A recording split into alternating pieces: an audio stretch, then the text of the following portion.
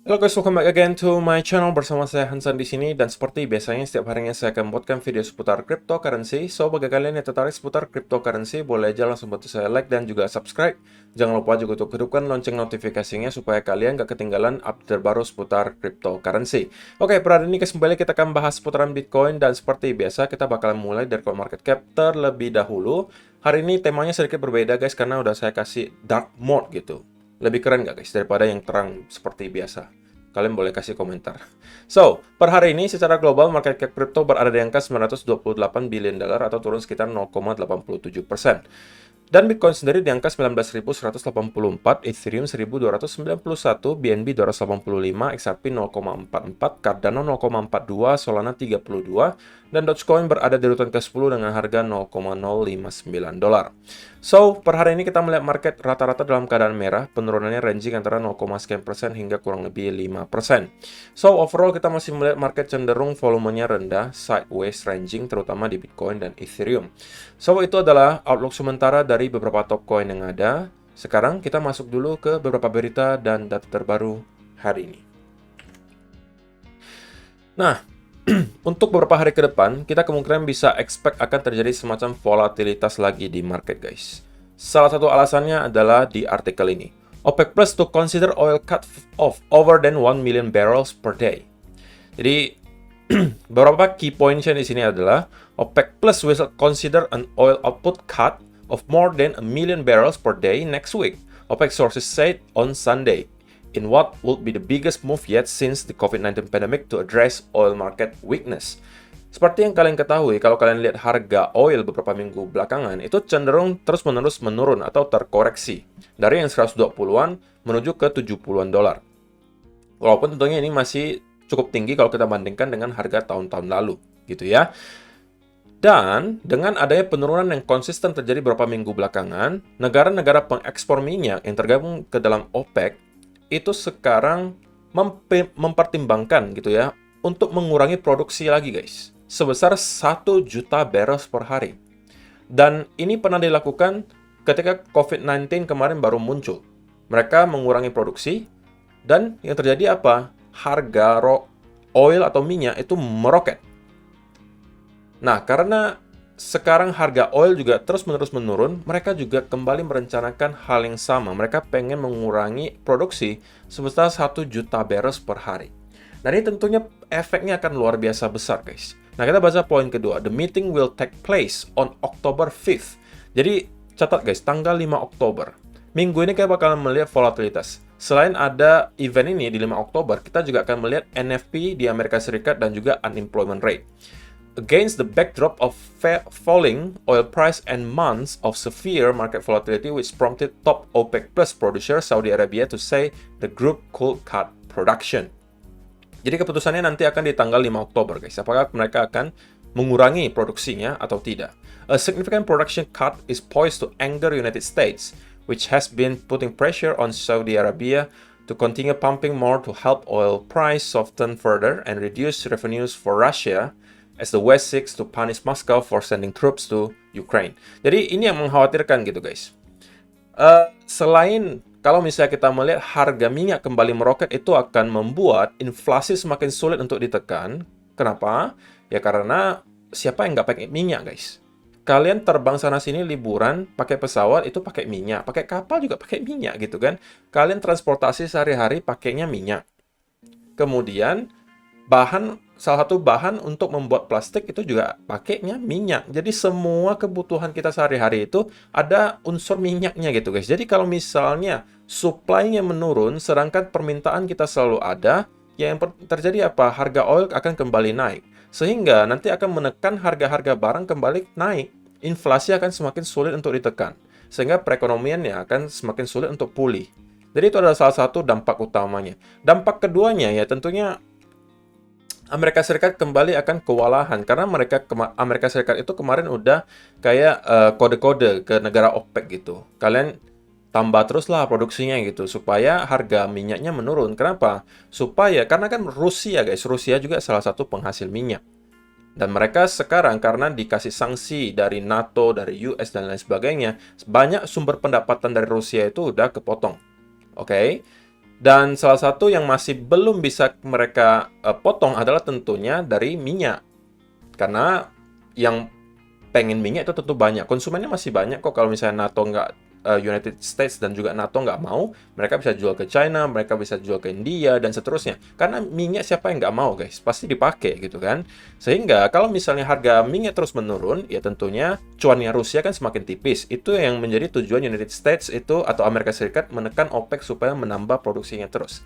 Tapi kalau nanti mereka OPEC memutuskan untuk memotong produksi, harga minyak kembali meroket, iya, Putin mah senyum-senyum aja, guys, karena cuannya semakin besar gitu kan. Dan mereka ya dengan cuannya semakin banyak bisa terus membiayai perang mereka dengan Ukraina. Oke, jadi ya ini tentunya akan menciptakan semacam uncertainty baru lagi di market, guys. Kalau kalian yang masih bertahan ya sampai sekarang, dari tahun lalu sampai sekarang, kalian sudah melakukan hal yang baik, guys. Good job buat kalian. Karena kalian sudah melewati banyak sekali hadangan gitu, guys. Setiap minggu sekarang kita mendapatkan berita buruk terjadi, dan kalian sampai hari ini masih bertahan. Jadi good job buat kalian. Harusnya kalian bakalan menjadi pemenang di cycle berikutnya. Jadi mudah-mudahan di cycle berikutnya, saya masih pengen melihat semua yang menjadi viewer saya tetap ada dan sudah ikutan panen bareng saya dan kita bisa happy-happy. Amin. Ya. Jadi itu adalah yang pertama. Nah, yang kedua, ini mengajarkan ke kita salah satu hal atau poin pertama yang kalian harus punya kalau kalian pengen jadi investor cryptocurrency adalah namanya patient atau kesabaran. Katanya Crypto Rover, don't be like Greg. Jangan sampai seperti si Greg ini.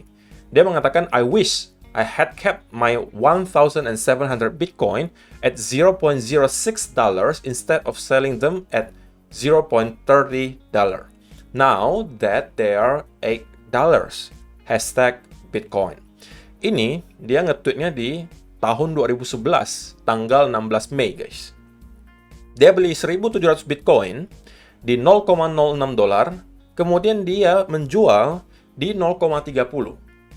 Sedangkan harga ketika dia nge-tweet ini, itu udah di $8. Bayangkan, guys, kalau misalnya dia nge-hold sampai sekarang. Ketika dia nyampe satu Bitcoin $20.000. Kalian kalikan saja $20.000 kali 1.700 Bitcoin. Atau nggak usah deh, nggak usah muluk-muluk gitu ya, nggak usah greedy. Anggap saja dia nggak jual semuanya. 1.700 mungkin dia hanya jual 1.200. Sisanya 500 dia simpen. 500 kali $20.000. Boleh kalian hitung itu berapa cuannya. Jadi ini mengajarkan kita sekali lagi, kalau kita mau menjadi seorang yang wealth atau makmur gitu ya dari cryptocurrency, salah satu hal utamanya adalah kita perlu namanya kesabaran. Oke, sabar aja guys, sabar. Apalagi kalian sudah, sekali lagi, sudah melewati hal-hal yang tentunya sangat mengkhawatirkan gitu. Kita beberapa minggu belakangan itu terus melihat market dalam keadaan extreme fear. Kalau kalian sudah mampu bertahan sampai sekarang, harusnya menurut saya kalian akan mampu bertahan sampai cycle berikutnya. Oke, jadi sabar guys. Hang in there, okay? We will make it. Dan yang terakhir, untuk data on-chain yang menarik satu ini, menurut saya jarang sekali kita bahas ya. Bitcoin is currently trading within its mining cost areas, which extend from 26,000 to 16,000 and has never dropped below them. I don't know what to say to someone who sells at a loss, especially in these areas. Jadi yang ungu-ungu ini guys, ini adalah mining cost atau biaya operasional para penambang gitu. Dan secara historis, Bitcoin itu biasanya nggak pernah drop di bawah mining cost-nya. Oke, kalau kalian lihat cycle sebelumnya, setiap kali kita menyentuh ke bawah mining cost-nya di sini, itu kita jadikan sebagai support di sini. Di sini juga sama, ketika kita menyentuh mining cost-nya, alias para penambang itu dalam keadaan break even lah gitu ya, dibilang cuan enggak, dibilang rugi juga enggak gitu. Jadi pas. Nah, biasanya itu jadi support. Di sini juga sama, gitu kan? Di sini juga sama jadi support, dan guess what? Kali ini kita juga berada di area mining cost-nya, guys. Dan kalau kalian perhatikan areanya itu dari 26.000 sampai 16.000. Jadi kalau ditanya secara data ini ya, maksimal kita kemungkinan bisa drop sampai 16.000. Ya mungkin sedikit weak ke bawah itu bisa gitu ya, tapi kalau berdasarkan data ini, harusnya kita akan mendapatkan semacam major support dari sekitaran area 16 sampai 18.000. Gitu ya. Jadi itu adalah salah satu data yang jarang banget kita bahas, tapi ini menurut saya cukup menarik, guys. Oke? Menurut kalian apakah ini akan kembali bertahan, ataukah kali ini kita akan melihat sesuatu yang berbeda? Boleh aja kalian kasih komentar kalian di kolom komentar di bawah.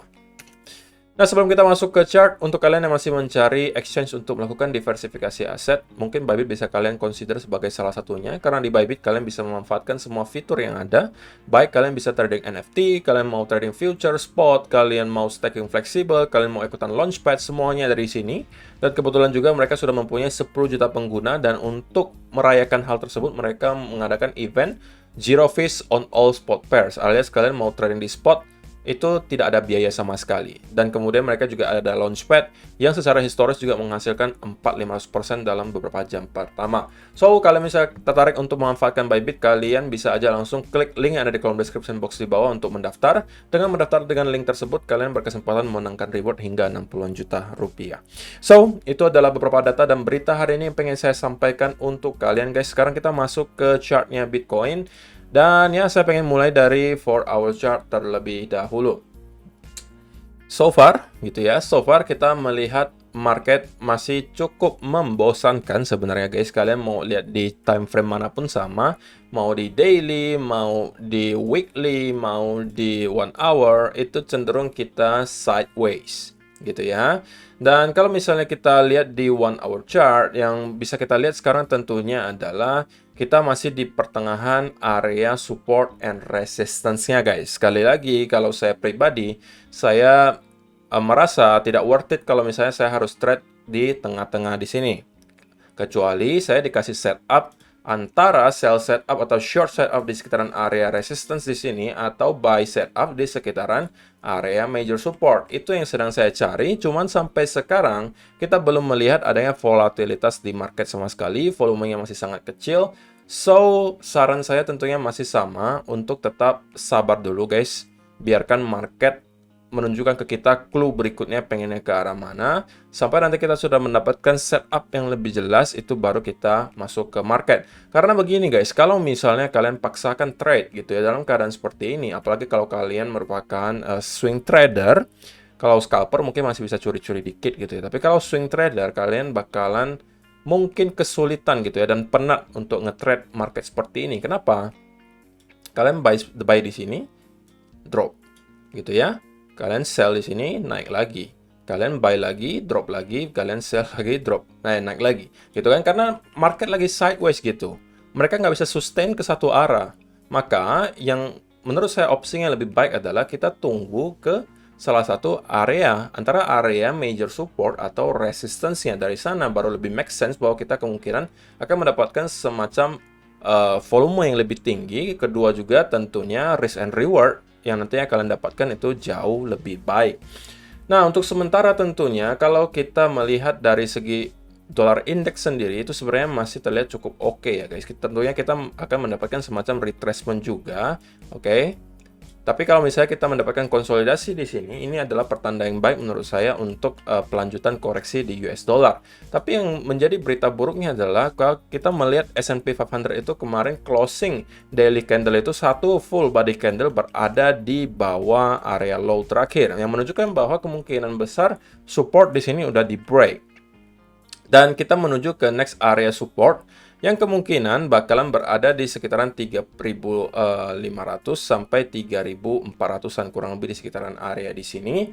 Dan ya, kalau misalnya kita terus melihat stock market, khususnya S&P 500 itu terus mendapatkan pressure, ya kita juga kemungkinan besar akan melihat Bitcoin kesulitan gitu ya untuk gaining momentum ke atas. Walaupun ya kita udah bisa kasih applause lah sedikit untuk Bitcoin ya. Kenapa? Karena walaupun stock market itu terus terkoreksi, Bitcoin sepertinya masih mampu maintain di atas area major supportnya di 19 ribuan. Itulah berita baiknya. Tapi apakah pertanyaannya, Bitcoin itu memang lebih kuat daripada stock market sekarang, atau udah stuck di couple, ataukah memang Bitcoin cuma lagging doang, nanti bakal ngikut belakangan? Ya, kita mungkin baru akan tahu jawabannya beberapa hari ke depan. Jadi untuk sementara, guys, saya lebih prefer untuk wait and see terlebih dahulu. Sekali lagi, untuk dari segi pure price action ya guys, dari segi pure price action, maka yang bisa saya lihat terjadi adalah kita akan kemungkinan kembali ya nge-retest area trendline di sini minimal. Kalau kita mampu break, kemungkinan kita akan mampu kembali revisit ke area 19.700-an. Oke. Dan kalau dari sini kita kembali mendapatkan rejection, tentunya kita bisa kembali lagi ke sekitaran area di 18.500-an. Jadi untuk sementara di short term, ini adalah salah satu senario yang menurut saya probability-nya cukup tinggi untuk terjadi. Oke, karena memang juga kita cenderung mendapatkan ada indikasi bullish divergence di sini, di mana kita membentuk lower low, tapi di indikatornya kita membentuk higher low. Nah, untuk sementara, ini adalah menjadi area hadangan utama untuk Bitcoin, yaitu trend line-nya yang beberapa kali sudah tersentuh dan selalu menghasilkan selling pressure. Nah, kalau kita mampu break di atas area tersebut, ini adalah mungkin chance untuk para scalper untuk masuk dan mungkin menargetkan ke sekitaran area 19.600 sampai 700 gitu ya. Kalau misalnya pergerakannya cukup impulsif ke atas, maka mungkin itu bisa kalian consider untuk closing sebagian saja kalau nyampe ke sini, baru targetkan lagi ke sekitaran mungkin 20.200 sampai 300 gitu ya. Jadi itu adalah yang bisa saya lihat untuk terjadi beberapa jam ke depan atau beberapa hari ke depan. Mungkin kita bakalan maintain di sekitaran area di sini. Invalidasi ini adalah tentunya kalau kita kembali reject dari sini, alias tidak mampu breakout, ya tentunya itu terinvalidasi, skenario yang tadi saya sampaikan. Tapi ya memang kalau saya pribadi sebenarnya lebih prefer kalau kita kembali mendapatkan rejection dan kemudian kembali ke sekitaran area di sini dan membentuk reversal pattern. Karena dari sini ya saya bisa masuk gitu ya, karena secara risk and reward itu akan memadai. So itu aja sih untuk hari ini guys. Terima kasih yang sudah menonton sampai selesai videonya. Mudah-mudahan bermanfaat untuk kalian semua dan kita bakalan ketemu lagi di video yang berikutnya. Bye-bye.